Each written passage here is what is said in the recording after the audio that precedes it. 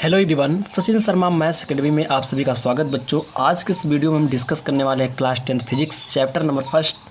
बच्चों, आज हम लोग दर्पण के बारे में पढ़ेंगे, ध्यान से समझिएगा। तो दर्पण जिसको बच्चों इंग्लिश में कहते हैं मिरर। तो चलिए, तो वीडियो को शुरू करने से पहले एक चीज़ मैं आपसे बोलना चाहता हूँ। अगर आप इस चैनल पर पहली बार विजिट कर रहे हैं तो चैनल को शेयर करें, सब्सक्राइब करो और बेल आइकन ज़रूर प्रेस करें। ठीक है स्टूडेंट्स, देखिए समझते हैं दर्पण क्या होता है। यदि किसी पारदर्शी माध्यम तल के अगर कोई पारदर्शी माध्यम है जिसके कारण तल के एक पृष्ठ को कलई करके दूसरे पृष्ठ को परावर्तक पृष्ठ बना दिया जाए तो यह निकाय दर्पण कहलाता है।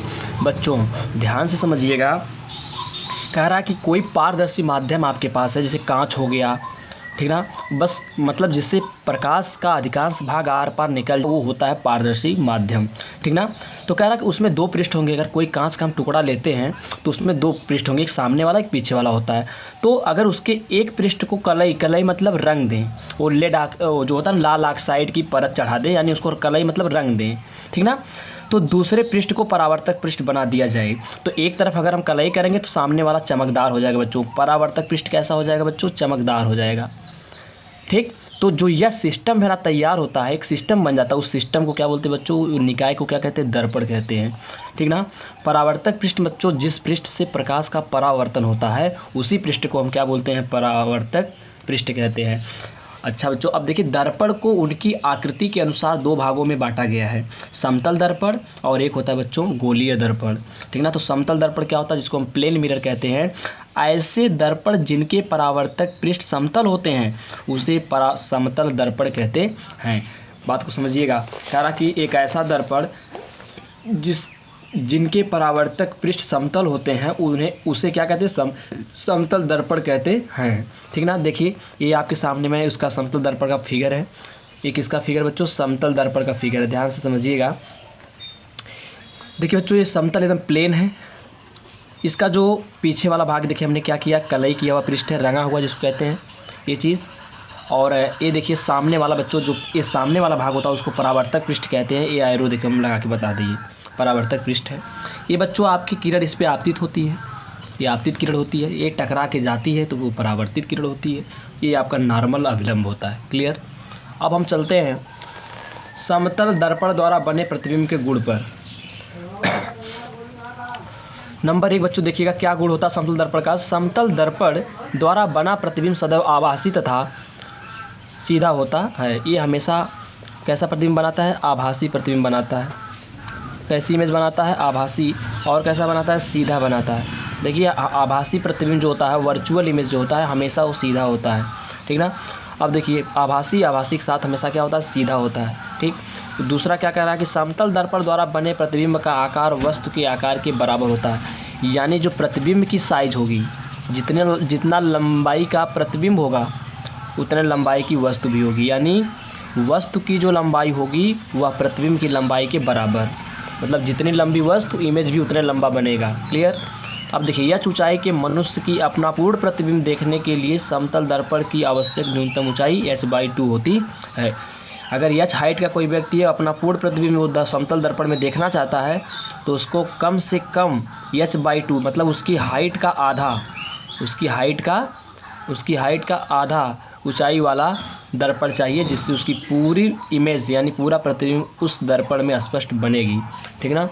तो ये ऑब्जेक्टिव क्वेश्चन में बार बार पूछा जाता है। अगर कोई h ऊंचाई का आदमी है, उसे अपना पूरा प्रतिबिंब देखना है दर्पण में, तो कितनी ऊंचाई का चाहिए? तो जितनी व्यक्ति की हाइट होगी उसका आधा, ठीक। अगला पॉइंट, प्रतिबिंब दर्पण से उतनी ही दूरी पीछे बनता है जितनी की वस्तु दर्पण के आगे होती है, ठीक ना। यहाँ मतलब अगर यहाँ पे आपका एक प्लेन मिरर है, अगर उसके सामने वस्तु 1 मीटर की दूरी पर है तो इमेज उतना पीछे बनेगा, आपका 1 मीटर पीछे बनेगा। दर्पण से वस्तु जितनी आगे होगी उतने प्रतिबिंब दर्पण से किधर बनेगा? 1 मीटर। अगर 1 मीटर आगे तो 1 मीटर पीछे बनेगा, ठीक। अब देखिए नोट पॉइंट्स ये बार बार पूछता है। समतल दर्पण की फोकस दूरी कितनी होती है? इसका आंसर है अनंत, ठीक ना। समतल दर्पण की फोकस दूरी कितनी होती है? अनंत होती है। ये आपका ऑब्जेक्टिव क्वेश्चन बार बार एग्जाम में आया है, ठीक ना। और ये जो समतल दर्पण, इसका यूज़ क्या होता है? समतल दर्पण का प्रयोग या उपयोग हम प्रतिदिन चेहरा देखने के लिए करते हैं, जिसमें हम अपना इमेज देखते हैं प्रतिबिंब, जिसमें हम अपना चेहरा देखते हैं। वो दर्पण कौन सा होता है? समतल। गोली दर्पण क्या होता है? स्फेरिकल मिरर, ऐसा दर्पण जिसकी परावर्तक सतह गोली होती है, गोली दर्पण कहलाता है। ठीक ना। देखिए यहाँ पे परावर्तक सतह कैसी थी? समतल थी, लेकिन यहाँ पे सतह कैसी आपकी है? गोली है, गोले जैसी है। आप देखिए, दिखाता हूँ मैं फिगर में, आप यहाँ पे देखिए पहले एक चीज़ देखिएगा। यहाँ पे आपको मैं फिगर दिखाता हूँ, चीज़ को समझिएगा। फिगर मैं आपको दिखा रहा हूँ, ठीक ना।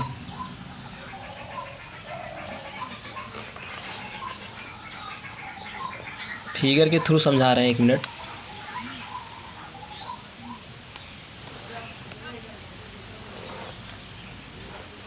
ये चीज़ें बच्चों देखिए, यहाँ पे दिखाते हैं आपको।